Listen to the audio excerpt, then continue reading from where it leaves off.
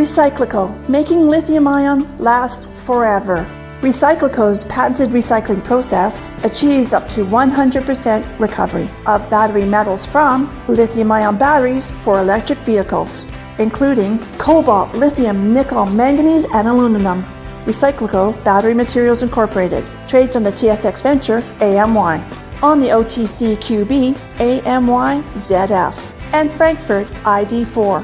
For more information, visit recyclicode.com or phone us at 778-574-4444. Recyclico, making lithium-ion last forever. You're listening to HowStreet.com radio, available online at TalkDigitalNetwork.com. Welcome to HowStreet.com radio, the online source for market opinions. Here is Jim Goddard. My guest is Mike Swanson, editor of WallStreetWindow.com. Welcome back to the show, Mike, and happy July 4th. Well, thank you. It's been an exciting month so far when it comes to the financial markets. I know a lot of your listeners are in the position I am, and that is they're involved in the gold and silver markets. And both those markets made short-term highs in May after having a tremendous rally starting really the last day of February. Gold was below $2,050 an ounce, and it rallied $400. And then it peaked out in May and fell down to about $2,300 in June. And silver had similar price action, going up to 32, falling a little bit below 29. But if you look at the charts, you can see that this appears to be a consolidation pattern, a classic triangle formation. You create that by drawing a trend line on the highs and then on the lows, and it looks like a triangle. And today, the day right before July 4th, as we're speaking, both gold and silver had tremendous rallies.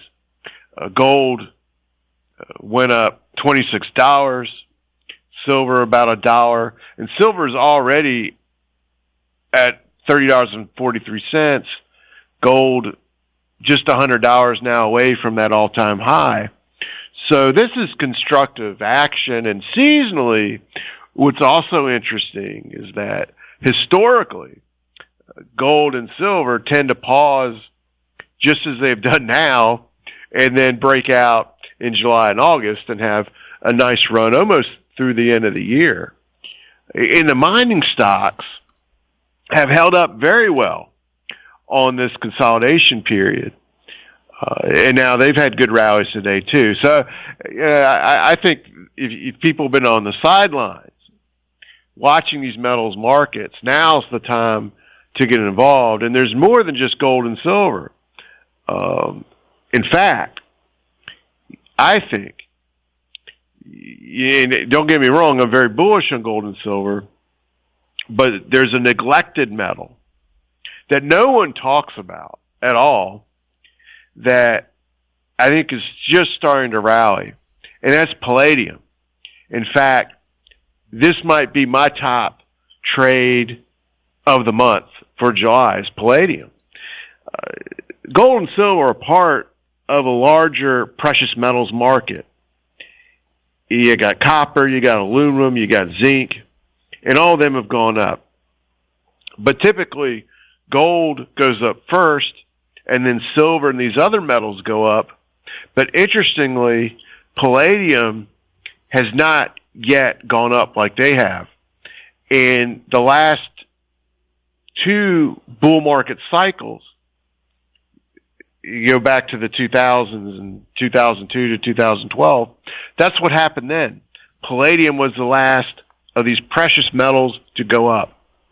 And it happened again in the, let's say, 2010 to 2020, or 2016 to 2020.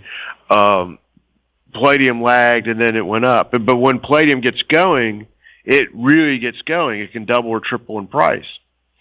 And that's what's happened this year in the sense that palladium has lagged the other metals. Palladium fell down to 850 in February, went up to 1100 as the other metals rallied, but then it came all the way back down to 875 last month in June to form what I believe is a double bottom on the charts, but not once this year until today had it managed to close above the 200-day moving average, which is a feat. You know, gold's been above the 200-day moving average all year. Silver been above the 200-day moving average, or it was trading around it up and down until the last day of February, which it broke out of it and it's remained above it yet. So palladium really lagged, and now it's starting to go up. And I think it's going to be an explosive situation because in the futures market, because of the palladium price action, of having lagged the metals here, the other metals, for really 3 years. It was in a bear market for 3 years, a vicious bear market. Palladium was at 3,400 in March of 2022, and basically went down till this February, from 3,400 to 875. And hedge funds, managed money accounts, I guess they use robots, they have shorted palladium in the futures market and kept adding on to those positions to the point where just 2 weeks ago they had built the largest short position in the futures market among managed money hedge fund accounts ever in the history of palladium. And as they were doing that in the futures market, the large commercials, the producers of palladium that used the futures market not to speculate but to hedge their productions, they took the biggest long position they ever have had in the history of the palladium market as long as futures have been trading on it. So you have a dichotomy here where the producers, the hedgers, the large players who tend to be right at market turning points are heavily long because they use the futures market not to speculate but to hedge their operations, to lock in their prices. And the speculators are mega short. So I think you got a situation where these speculators, if the palladium price keeps going up here, and I think it's going to, they're going to be caught up in a short squeeze, and that can lead to explosive rallies in the palladium market. So I'm very excited about the setup there, and I wanted to talk about it, early in the interview because I know no one else is talking about it. I do a Google search. There are no stories about what palladium is doing. So I really wanted to draw it to people's attention. Plus, it's an industrial metal, isn't it? Oh, it is indeed. And that's the story reason for why it's traded so bad, is that these electric vehicles don't use as much palladium as the traditional car does. And, the meme of the past couple of years is how electric vehicles are going to take over the world and this and that. So that was the justification for falling prices, is there's not going to be as much demand. But the thing about the industrial metal, the EV story is that, it's a meme and the bloom has gone off of that. The demand for electric vehicles has not been what people expected. In fact, we found out this week that the sales of Tesla vehicles has fallen 5% in the past 12 months. Their earnings are almost in collapse. If you look at their revenue statement, it's like their revenue's down 50%, or their net income is down 50%. Their profit margins are collapsing because the sales of their cars has fallen 5%. The interest and the demand for electric vehicles has not been what it was predicted to be. And I think that's another reason to be bullish on palladium. At the same time, even though the news was bad for Tesla, when you look at the actual numbers, they were able to spin it by getting friendly stock market analysts to create predictions for even worse numbers. The analysts, they make their predictions before the earnings come out, and they're predicting even worse numbers. So the numbers weren't as bad as their predictions, even though they are absolutely awful. But the fact that they weren't bad as what the analysts were predicting, that talked to the Tesla and talked to Elon's people, it enabled people to hype the stock up, and it went up from 180 basically 3 weeks ago to now about 243. So they short squeezed people on that. Doesn't mean I think it's a good investment, but it's a sign that there's still rampant speculation in these markets by the mere fact that a stock like that can move the way it does. We'll have more with Mike Swanson right after this. Recyclico, making lithium-ion last forever. Recyclico's patented recycling process achieves up to 100% recovery of battery metals from lithium-ion batteries for electric vehicles, including cobalt, lithium, nickel, manganese, and aluminum. Recyclico Battery Materials Incorporated trades on the TSX Venture AMY, on the OTCQB AMYZF, and Frankfurt ID4. For more information, welcome back. We're speaking with Mike Swanson. Mike, what's going on with crude? Well, it's floating around. Crude's around $82, exactly where it was a couple months ago in March, and really where it was last year in August. It's been trading in a range with between 70 and 90, basically. It did get up to 94 last October. But I think that's going to be the story of the rest of this year. I don't really expect it to soar or break down. So, if people are interested in energy stocks, I think they have to look at, be specific on, what the stocks are that they're buying. Don't be buying on the idea that crude is going to soar, but don't be worried about crude crashing.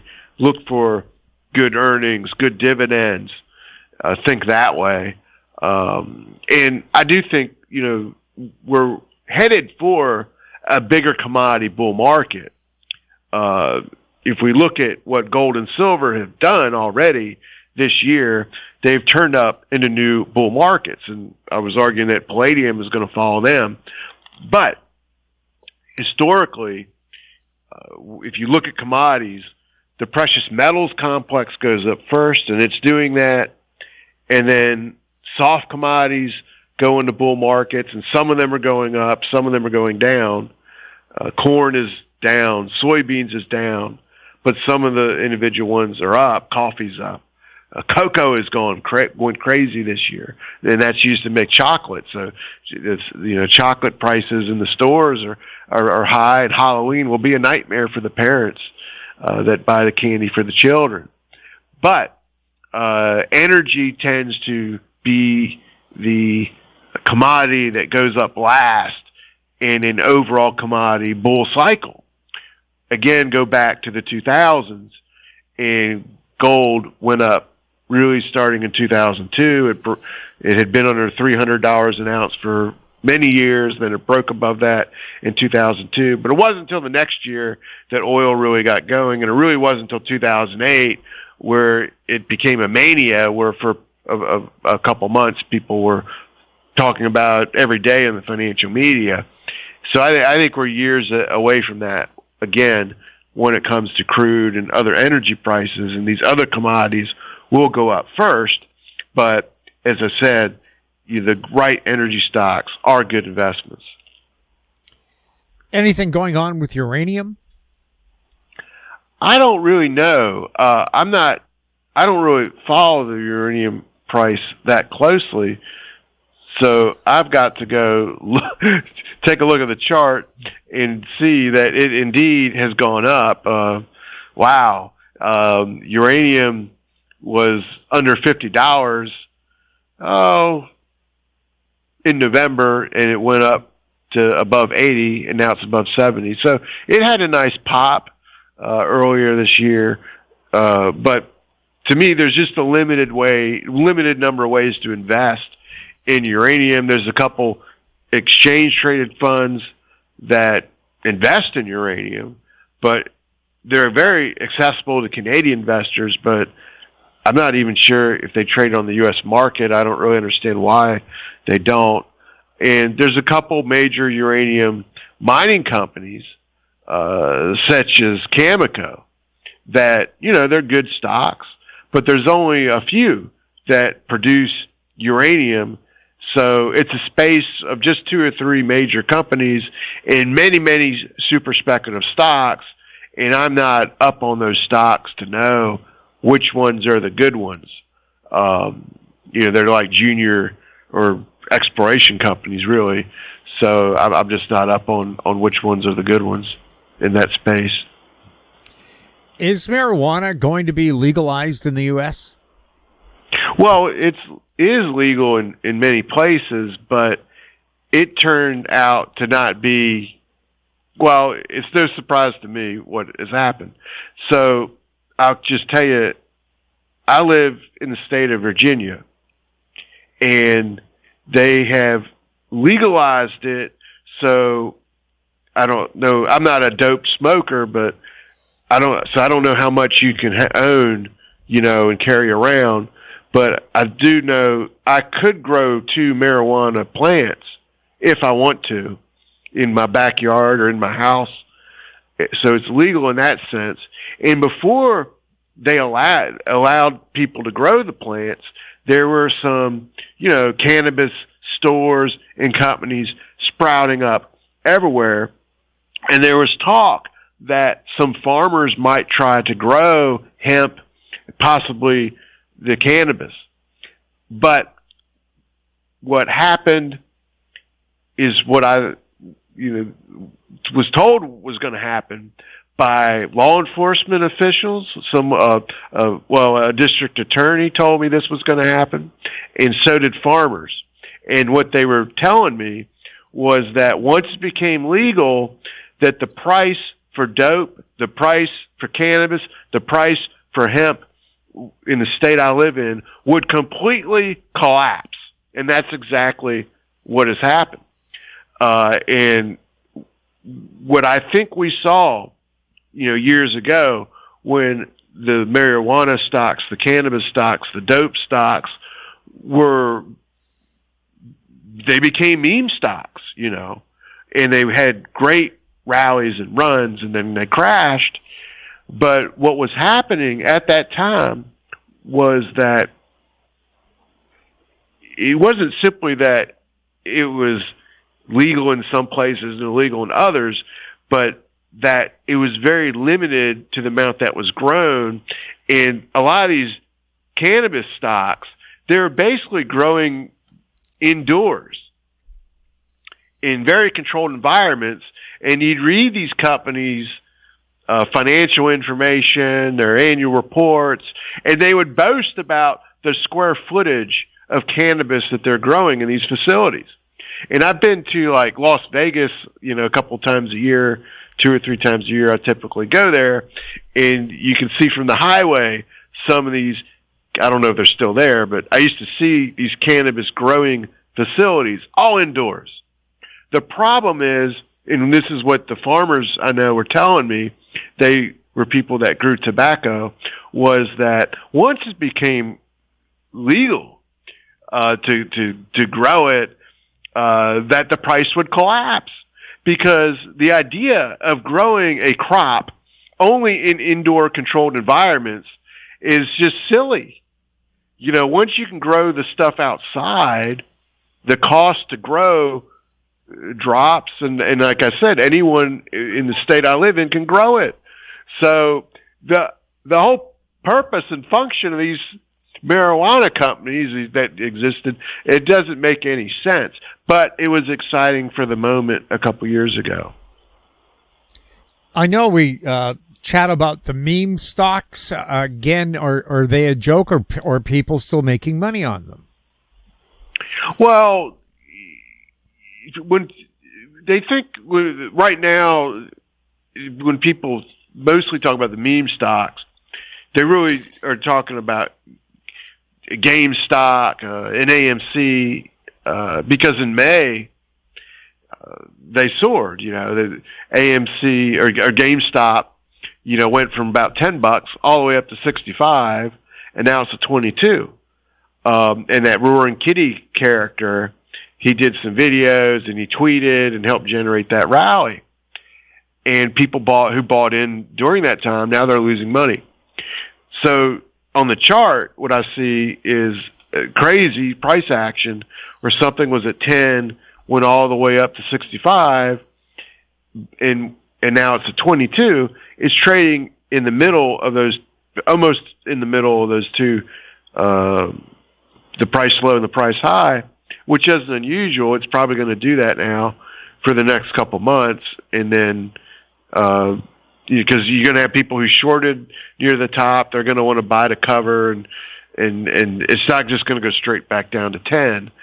And the same AMC has a similar chart pattern, and it's silliness, but people want to trade, they want to play in these markets, but I think the concept of the meme has to be now understood to be more than just a couple stocks. But it's a way of thinking about the world that is becoming more and more prevalent. And the stock market is a place where I've seen it as an evolution, where when I started out in these markets in the 90s, people talked about earnings. They talked about valuations. They talked about dividends. And yes, there was a speck in a bubble, and it busted in internet stocks. But when it came to internet stocks, they talked, it was silly, but they talked about page views. But there was a metric that they were talking about. Now, with the meme stocks, there's none of that. They don't even look at charts. What they look at is the meme. And what is a meme? It's an image created and put on social media. And now more and more people get their information from the social media feeds, whether it be Facebook, Twitter, Instagram, TikTok videos, YouTube videos, whatever it is. They get more of their information from that than they do websites, newspapers, and perhaps talk shows like yours. There's a big difference between listening to you interview a guest for 10, 15, 20 minutes than loading up a TikTok video and seeing someone flash GameStop or a coin, a crypto coin, and say something really crazy. It's a 15-minute video. The amount of information people are processing through memes is very little and very minimal, and it amounts to pure hype. And that's where we are. That's how so many people now are thinking and understanding these markets. That's why the leading crypto guru is someone like Cathie Wood, who simply repeats price predictions that Bitcoin's going to go to 1 million. That's all the people want to hear. It's getting worse. The meme is getting more extreme. So if you take Bitcoin as an example, a couple years ago, we were told that Bitcoin was going to be a new form of money. We were told that it was created by the blockchain, and the blockchain was going to change the world, and that justified Bitcoin going up because the blockchain was an incredible innovation. These were the two things we were told. Now, it turned out that neither one of those things truly panned out. Bitcoin never replaced the dollar. Bitcoin's not used as money really anywhere. And the blockchain, no one even cares about it. So now when people talk about Bitcoin, the bullish argument is nothing but a price prediction of a high price target. That's it. And that's how meme thinking is evolved and taken over that space, and it's everywhere. I'm just going to use this as another example and shut up about the topic. I'm not trying to tell people to vote Trump or Biden or any such thing in saying this, but the Biden campaign, it's had a stumble with Biden's debate. I'll put it that way. And I've seen, the emails the Democratic their campaign has sent out to Democrats on how what they're going to do. And one of their main things is they're going to create memes and stick them on Biden's Twitter page and I guess TikTok and other places to, help him. And you can go to Twitter and see a couple short video clips that they produced. So memes are taking over political discourse, financial thinking, and I see it as really dumbing down people and making it so, Tesla, they don't look at the earnings, they don't look at none of that, they just look at the meme of Elon, and that's enough. I was just trying to keep my lunch down. Look at a picture. Well, that's what we like to do at House Street. Talk to experts. Why do you believe something is going to go up or down? What backs it? And we always encourage people do research. Clicking on a meme is not research. No, but that's enough for most people. It's enough though. Well, when markets are going up, people don't believe good advice is necessary. When they start to come down, then they look for who to blame, because they'll never blame themselves for getting into something stupid. And B, then they start crying for help, and they really don't know where to look for it because they haven't been paying attention. Yeah, I think that's exactly the way it's going to work. Yeah. They're too busy partying in the casino as the ocean liner steams at full speed towards the iceberg. But as I think I've said before on your show, if you want to gamble, go to the real casino because you can get free drinks and you can look at pretty waitresses and other women in the casino. It's not that fun, I don't think, to look at a Robinhood account on your phone. Mike, anything else we should be taking a close look at or keep an eye on? Well, the stock market keeps levitating. The S&P 500 and the Dow and the NASDAQ, but that rally is very narrow. NVIDIA has become so important to the market, but I don't really think anything's going to change between now and our next interview with the stock market. To me, the excitement is in gold, precious metals, and as I said, I'm really interested in what Palladium's going to do this month. Mike, thank you so much for chatting with us, and enjoy July 4th. Thank you. My guest has been Mike Swanson, editor of WallStreetWindow.com. If you have any questions for Mike or for any of our guests, you can send them to info@HouseStreet.com. Our YouTube channel is Talk Digital Network. Find us on X @HouseStreet. We're also on Facebook. I'm Jim Goddard. Thank you for listening. Comments made on HouseStreet.com radio are an expression of opinion only and should not be construed in any matter whatsoever as recommendations to buy or sell any financial instrument at any time. Available online at TalkDigitalNetwork.com. HouseStreet.com radio is a production of House Street Media Incorporated.